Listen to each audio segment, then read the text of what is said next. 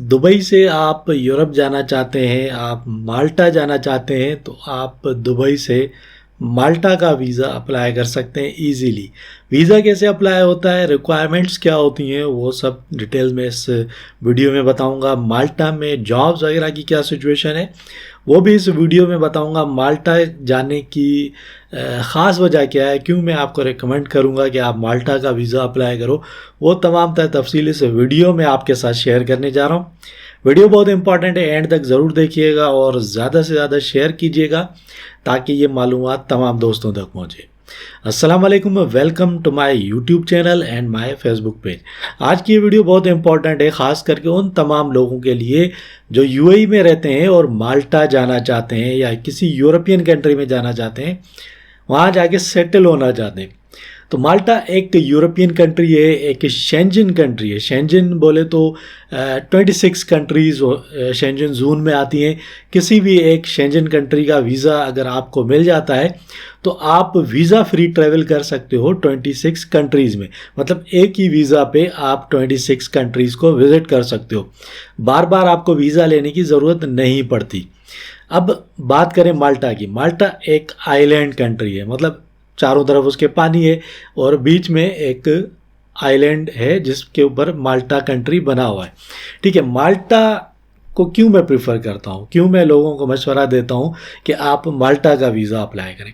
जो भी लोग यूरोप जाना चाहते हैं, वहाँ पे जाके सेटल होना चाहते हैं, घूमने फिरने अगर आप जाना चाहते हो तो आप किसी भी शेंजन कंट्री का वीज़ा लेके 26 कंट्रीज़ में से जितनी कंट्रीज़ आप चाहें आप विज़िट कर सकते हैं। लेकिन अगर आप सेटल होने के लिए जाना चाहते हो यूरोप, तो माल्टा एक इजी कंट्री है। इजी कंट्री किस वे में है, यूरोप की जितनी भी कंट्रीज़ हैं उन तमाम कंट्रीज़ में लैंग्वेज बैरियर है।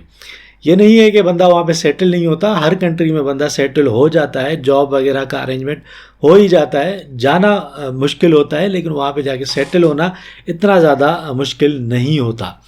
लेकिन माल्टा एक ऐसा कंट्री है जहाँ पे इंग्लिश चलती है।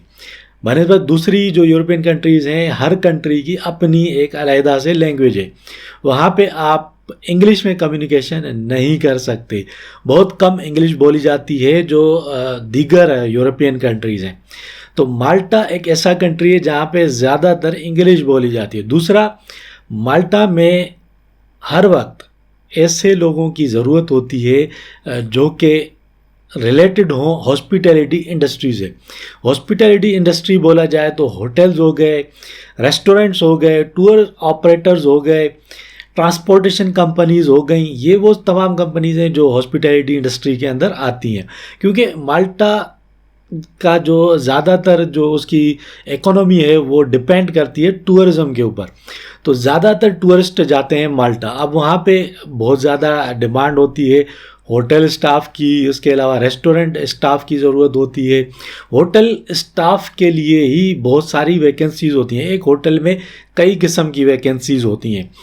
इसी तरह जो रेस्टोरेंट होता है वहाँ पे डिफरेंट किस्म की वैकेंसीज़ होती हैं। उसके अलावा जो टूर ऑपरेटर्स होते हैं उनके पास वैकेंसीज़ होती हैं।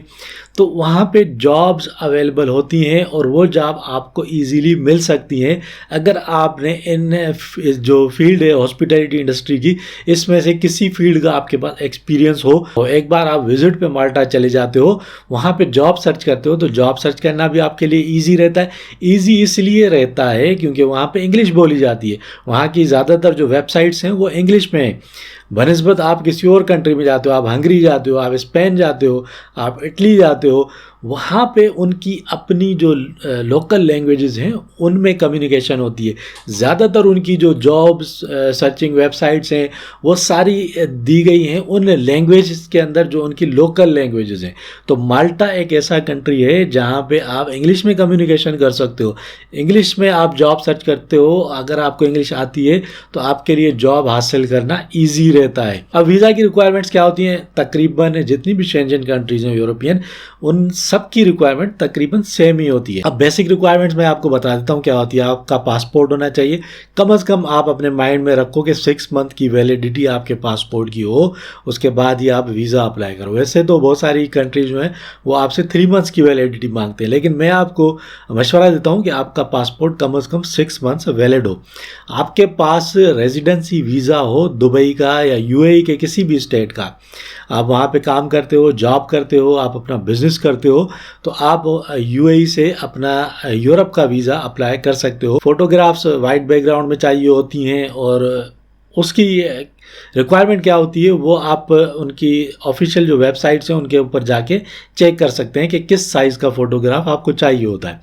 इसके अलावा आपको चाहिए होती है एक एनओसी। एनओसी चाहिए आपके एम्प्लॉयर से। अगर आप जॉब करते हो तो आपका एम्प्लॉयर आपको एक एम्प्लॉयमेंट लेटर बना कर देगा, जिसमें लिखा होगा कि आप उसके बाद जॉब करते हो, फ़लाँ तारीख से आपने स्टार्ट की है जॉब, आपकी पोजीशन ये है, उसके अलावा आप इतनी सैलरी पे जॉब कर रहे हो, और उसके अंदर 1-2 लाइंस आपने और मेंशन करवानी है कि आप इस तारीख से लेके इस तारीख तक विज़िट पे जाना चाह रहे हो, माल्टा जा रहे हो या किसी भी कंट्री जा रहे हो, उसका नाम मेंशन करके वो आपने लिखवाना है कि आपकी कंपनी को कोई भी ऑब्जेक्शन नहीं है आपके इंटरनेशनल विज़िट के ऊपर। ठीक है, तो आपने ये एक एनओसी बनवा लेना है। जॉब लेटर भी कह सकते हैं इसको, आप एनओसी भी कह सकते हैं, दोनों चीज़ें एक ही लेटर के अंदर आ जाएंगी। इसके अलावा आपका बैंक स्टेटमेंट बहुत इंपॉर्टेंट है। बैंक स्टेटमेंट आपको चाहिए कम से कम 6 मंथ्स का, जिसके अंदर आपकी जो सैलरी है वो डिपॉजिट होनी चाहिए, उसमें से आपके एक्सपेंसेस निकलने चाहिए, एक्सपेंसेस निकलने के बाद आपके पास कुछ ना कुछ सेविंग उसके अंदर होनी चाहिए।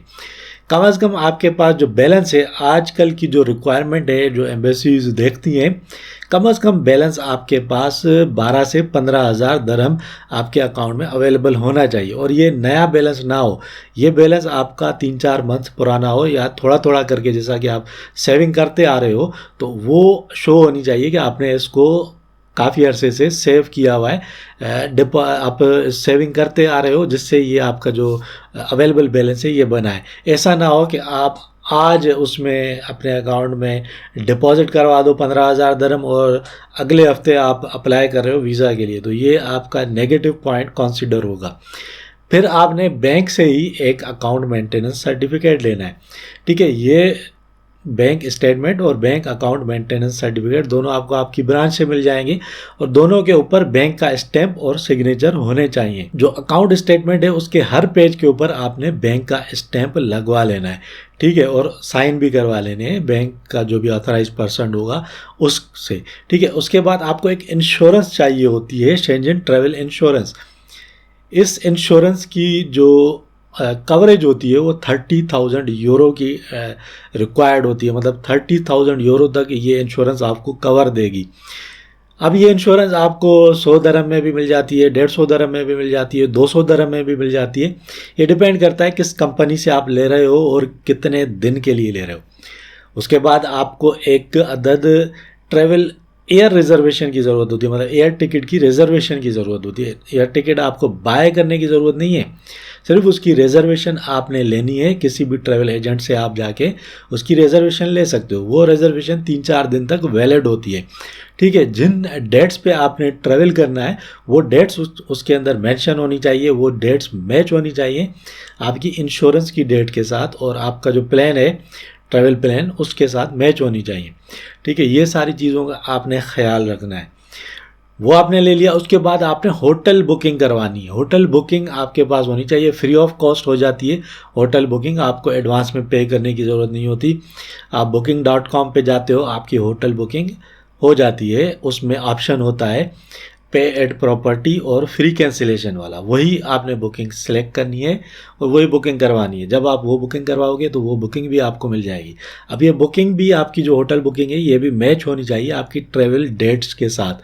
ठीक है, ऐसा ना हो कि आप ट्रैवल कर रहे हो 10 तारीख को, टिकट आपकी 10 तारीख की है, आपका इंश्योरेंस 10 तारीख से स्टार्ट हो रहा है और होटल बुकिंग आप ले लो 12 तारीख का, तो ये मिसमैच हो जाएगा और ये नेगेटिव पॉइंट कंसीडर होगा। आपने एक कवर लेटर लिख लेना है। ठीक है, कवर लेटर लाजमी है, कवर लेटर लिखोगे क्योंकि आप पर्सनली नहीं जाते वहाँ पे इंटरव्यू देने।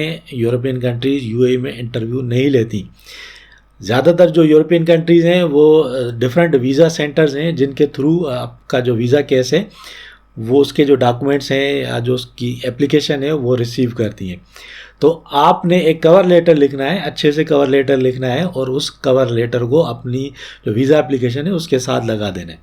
इसके साथ एक शेंजन वीज़ा एप्लीकेशन फॉर्म आपने फिल करना है। अब किस कंट्री का आप अप्लाई कर रहे हो उसकी वेबसाइट पे आप जाते हो तो वहाँ से आपको उसका जो फॉर्म है वो मिल जाता है। कुछ कंट्रीज़ का जो फॉर्म है वो ऑनलाइन फिल होता है, कुछ कंट्रीज़ का फॉर्म ऑनलाइन फिल नहीं होता, उसको डाउनलोड करके फिल करना पड़ता है।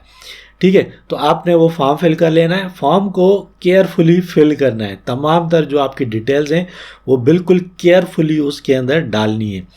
फॉर्म आपने फिल कर लिया, आपने अपना जो कवर लेटर है वो लिख लिया, आपने एनओसी ले लिया अपनी कंपनी से, आपने अपना जो वीज़ा की कॉपी है वो लगा दी, यूएई की पासपोर्ट की कॉपी लगा दी।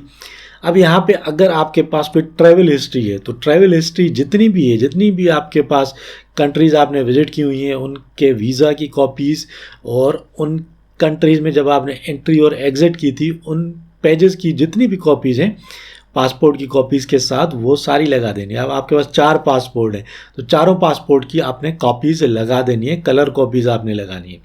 ठीक है, ये सारे डॉक्यूमेंट्स आपने ले लेने। अब कुछ कंट्रीज़ की कुछ एडिशनल रिक्वायरमेंट्स भी होती हैं। ठीक है, तो अगर किसी कंट्री की रिक्वायरमेंट ज़्यादा है तो वो आपने उसकी वेबसाइट पे जाके चेक लिस्ट चेक कर लेनी है। अगर आप VFS ग्लोबल के थ्रू अप्लाई करते हो तो VFS ग्लोबल की वेबसाइट पे जाते हो तो आपको चेक लिस्ट मिल जाती है कि क्या क्या रिक्वायर्ड डॉक्यूमेंट्स होती हैं। जो डॉक्यूमेंट्स मैंने आपको बताएं ये बेसिक डॉक्यूमेंट्स हैं, ये तमाम तर जितनी भी कंट्रीज़ हैं यूरोपियन वो सब ये डॉक्यूमेंट्स मांगती हैं। ये सारे डॉक्यूमेंट्स आपने बना लेने हैं, इनको प्रॉपरली आपने सेट कर लेना है। सेट करने के बाद अपनी अपॉइंटमेंट बुक कर लेनी है। अगर VFS ग्लोबल के थ्रू आप अप्लाई कर रहे हो तो VFS की वेबसाइट पे जाओगे, Malta visa in UAE in Dubai आप लिख के देखो तो आपके पास आ जाएगी VFS की वेबसाइट या किस वीज़ा सेंटर के थ्रू वीज़ा एप्लीकेशन ले रहे हैं, आप किस कंट्री से अप्लाई करो ये डिपेंड करता है। और वहाँ पे किस वीज़ा सर्विसेज सेंटर को ये फैसिलिटेट किया गया है कि वो वीज़ा एप्लीकेशंस ले, उस वीज़ा एप्लीकेशन सेंटर की आपने अपॉइंटमेंट ले लेनी है। अब आपको फॉर्म फिल अगर नहीं करना आता तो VFS ग्लोबल की जब आप ऑफिस जाते हो तो वहाँ पे आपको फैसिलिटी प्रोवाइड की जाती है कि आप वहाँ से उनके नुमाइंदे के थ्रू भी अपना फॉर्म फिल करवा सकते हो। उसके लिए वो लोग कुछ फ़ीस लेते हैं। ठीक है, चेक लिस्ट भी वहाँ पे आपको प्रोवाइड कर दी जाएगी। उस चेक लिस्ट के हिसाब से आप उनको डॉक्यूमेंट्स प्रोवाइड करोगे, फॉर्म प्रोवाइड करोगे, अपनी जो वीज़ा फ़ीस है वो आपने वहाँ पे करनी है। उसके बाद आपका केस सबमिट हो जाएगा। फिर वीज़ा सेंटर आपका जो फाइल है उसको आगे फॉरवर्ड कर देगा एम्बेसी में। ठीक है, काउंसलेट में। काउंसलेट देखेगा आपका केस, अगर आपका केस सही होगा, बिल्कुल ओके होंगे आपके डॉक्यूमेंट्स और आप तमाम रिक्वायरमेंट्स पूरी कर रहे होगे तो यकीनन आपका जो वीज़ा है वो अप्रूव हो जाएगा। तो ये एक छोटी सी वीडियो थी जो मैंने आप लोगों के लिए बनाई। उम्मीद है ये वीडियो आपको पसंद आई होगी और आपको समझ में आ गया होगा कि आप माल्टा का वीज़ा किस तरीके से अप्लाई कर सकते हो UAE से। वीडियो पसंद आई तो इसको लाइक और शेयर ज़रूर कीजिए। उसके साथ ही मेरे YouTube चैनल को सब्सक्राइब करके बेल आइकन को क्लिक कर दीजिए ताकि आपको मेरी आने वाली हर नई वीडियो का नोटिफिकेशन मिलता रहे। इसके साथ ही मुझे इजाज़त दीजिए, फिर मिलेंगे किसी और वीडियो में। तब तक के लिए अपना ख्याल रखिएगा।